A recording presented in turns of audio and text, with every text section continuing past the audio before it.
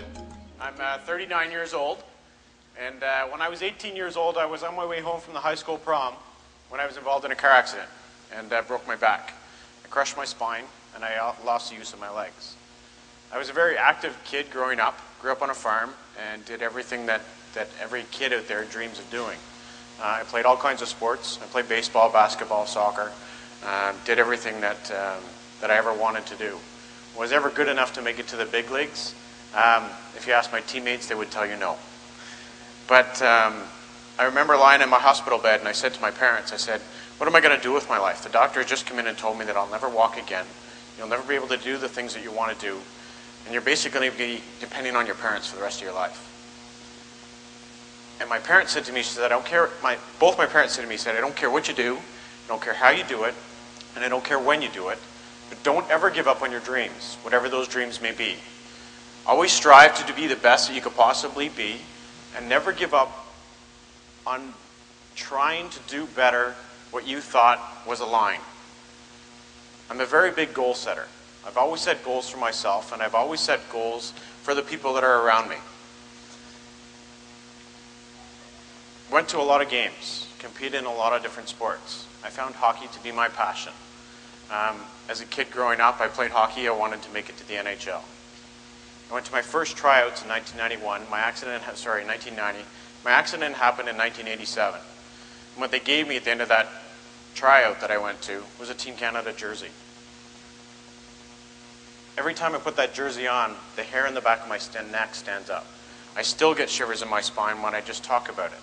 If I had given up on my dreams back in 1987, I would have never been able to achieve some of the goals that I've set for myself and some of the things that I've been able to do. Now you may wonder, why am I here? Well, in 2005, I went to my first Paralympic Winter Games I'll backtrack a little bit, in 1998 in Lillehammer, Norway, where Canada won bronze. I'll pull those medals out a little bit later. You guys can come up and take a look at them if you like. Where Canada won bronze. That was the first time that the sledge hockey was an event in the Paralympic Winter Games. 4 years later was Nagano, Japan. I went to Nagano with the hopes of winning gold. And unfortunately, Canada was not successful in winning gold, but we won silver. So we were the first place losers. But it was an unbelievable journey, and I can honestly say, even though I didn't understand a word anybody said, even though I didn't understand the food that we were eating, I ate it anyways. But the people of Japan were so open and so welcoming, and I think that was one of the things that probably has opened the doors for people with disabilities in some of the countries like that, is to be able to bring sports in and to see that the athletes and the people that are competing with a disability, with the ability to be able to do anything they possibly put their mind to. 4 years later, Salt Lake City in 2002. It was my third games. Unfortunately, Canada did not come home with the medal. We lost in the finals, and we came home in fourth place. But one thing, in 2005, August of 2005, I was out playing golf. I'm a very active person. Any sport that you could possibly imagine, I play or do. I compete in triathlons, 1,500-meter swim, 40-kilometer bike, 10-kilometer run. This is all with my arms. I do marathons as well. An average marathon is the same as it is for a runner. It's 47 kilometers. It takes me to a little under 2 hours. There's nothing that I cannot do if I put my mind to it. In August 2005, I was out playing golf. I teed off at the first tee. By the 9th hole, I couldn't push my chair anymore. I wasn't able to transfer into a golf court. I had to get somebody to lift me into my truck. What ended up happening is since 2003, I had an abscess on my left side ischium that kept showing up. I would have it healed with vac therapy and surgeries, and it would always heal. 8-9 months later, it would always come back. August of 2005, it showed up again. The first thing that went through my mind was, am I going to be able to get this fixed and get back into competing so that I can go to the Winter Olympics in 2006? I went through 9 surgeries from August 2005 till November of 2005 as well. I'd been in and out of hospital, pretty much on total bed rest from August right through till December.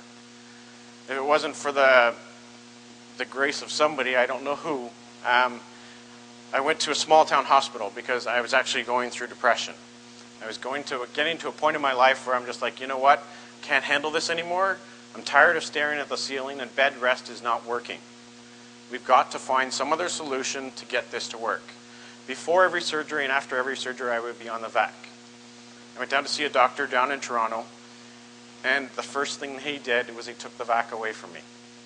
That was the worst thing he could have ever done. For me, by taking the VAC away from me, what it did is it took me from changing my dressing every 2 days to changing it 7 times a day.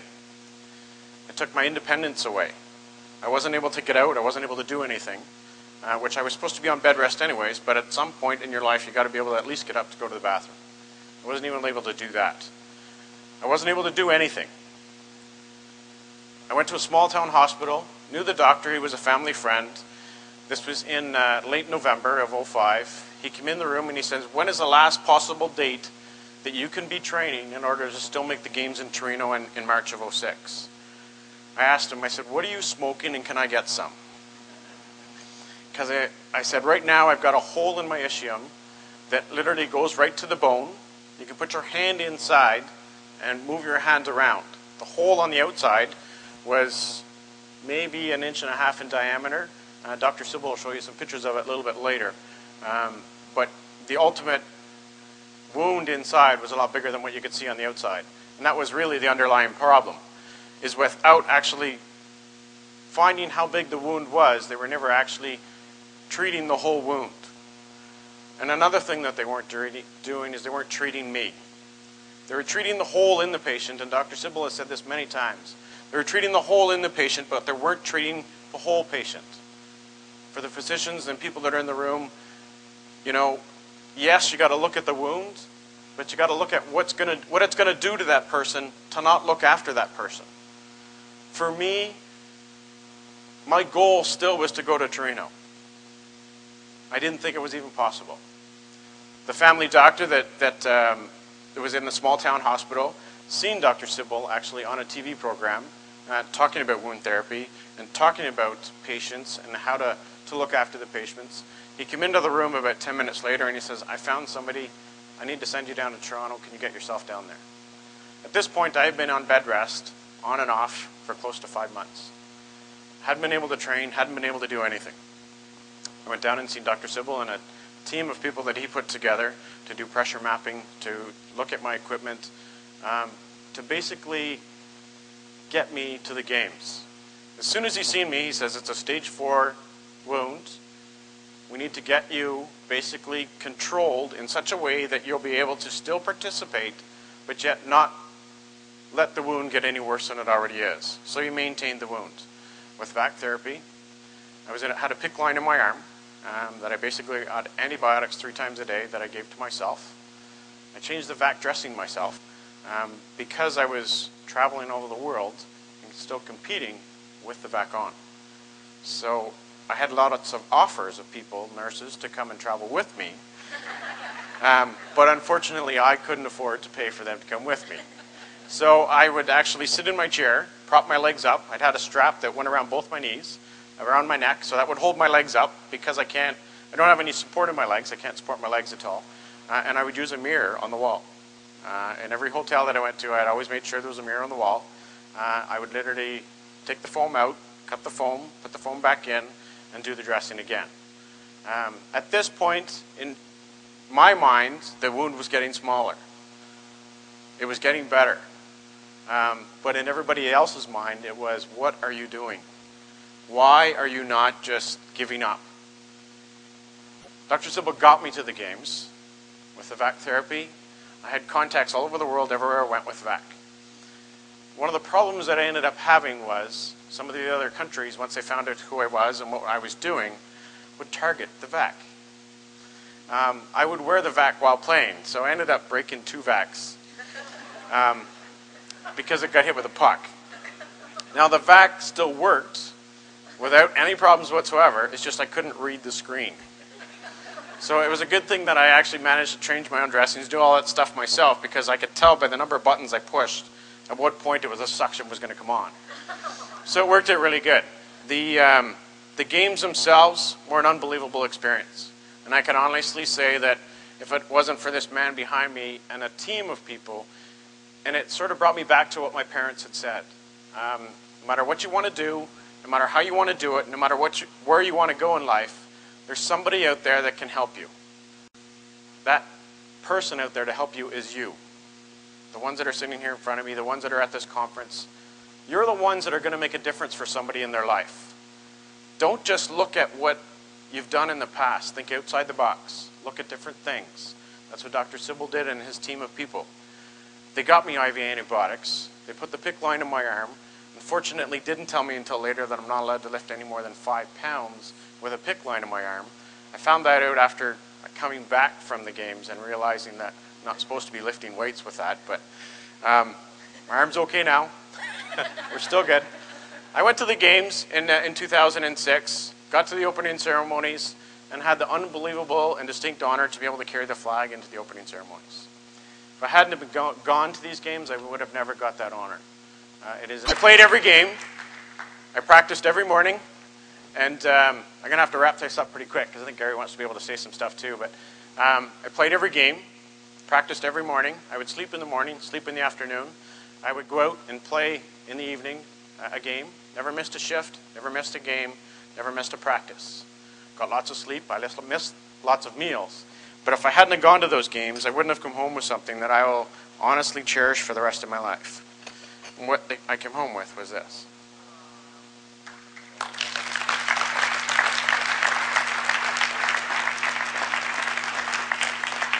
I've never given up on my dreams and what I want to do. And I've got a bronze from Lillehammer, a silver from Nagano, and the gold from Torino. But I can honestly say that things never stopped, and things will never stop. When I came home from the games after and met up with Gary Sybil again, Dr. Sybil again, he basically said that, you know, got a team of people together, a doctor who basically said, in order for me to do this surgery, you need to retire. You need to quit sports. This is the reason why you keep having this problem. Well, I think I found out what the problem was, and I think the problem was water skiing. What I ended up doing is when I would jump the wake and come down on the other side, I would literally bruise my coccyx, and the blood would pool and eventually turn into an infection. So I've given up water skiing. The doctor said that the only way he would do the surgery is if I committed to retiring. So I did what most of you people out there do as well. As a patient, you as a doctor or a nurse, you tell the patient what they want to hear. So I did the same thing. I told the doctor what he wanted to hear. I told them that yes, I would officially commit to retiring. I just didn't specify when.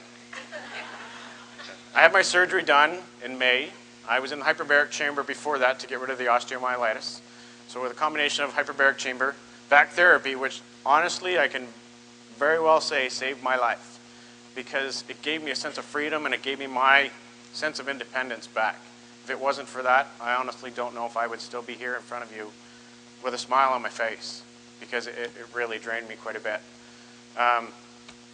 The hyperbaric therapy, as of May 2008, 22nd, 2008, I am now 1 year without any problems, without any reoccurring abscess, drains of energy, anything like that. September of 06, was it, no, so sorry. 07. September of 07, I went to the tryouts for the Canadian National Sledge Hockey team. Called Dr. Sybil before going, and he said, can you give me at least till December? I said, sure, I'll give you till December. Before I call you again, but I'll give you till December. I went, I competed, I played, never missed a tournament, and Canada has just come home with gold again from the last Worlds in March in Boston. I'm getting ready right now to do my second marathon this year. I will be competing in the next duathlon in Ottawa, as well as tryouts for next year's team for the hockey start in August, and I will plan. I've been on the national team now for the men's sledge hockey team for 21 years. I've been the captain for the last 15, and my goal is definitely to finish in Vancouver in 2010 to make sure that the gold medal stays here in Canada. So